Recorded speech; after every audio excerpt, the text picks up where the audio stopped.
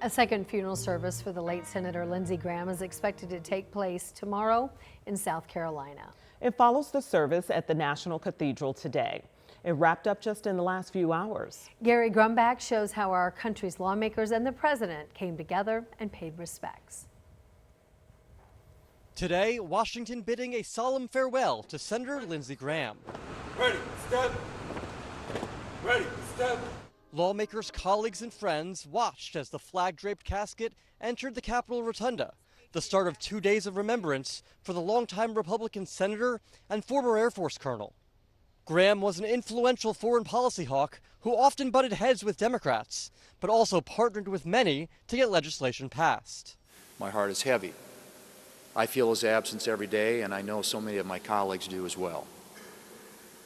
Senators on both sides of the aisle counted him as a friend. He would walk into the United States Senate and he would slap you on the back. He would greet the person who served his food. He treated everybody the same because he was fascinated and he loved every single person in this chamber. One by one, Senate leadership, lawmakers, and staff walked past Graham's casket for a final goodbye before the hearse left for Washington's National Cathedral, an invitation-only ceremony.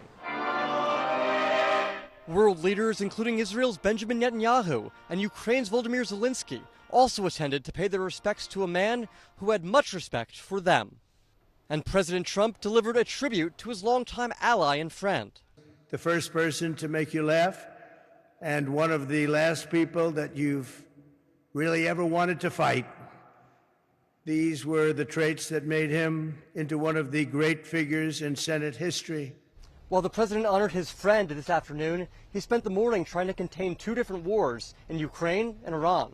The president meeting with Zelensky at the White House, the Ukrainian president posting these pictures from the Oval Office. Zelensky said the two leaders discussed finding a diplomatic end to the war, but also talked about the need for Patriot missiles to help the country defend against Russia's air attacks. Minutes after the president's meeting with Zelensky, for the first time since the war in Iran began, President Trump met face-to-face with Israeli Prime Minister Netanyahu. And while the two men have long been friends, that relationship has strained amid Israel's fighting in Lebanon with Hezbollah, something Trump and Vice President Vance have criticized.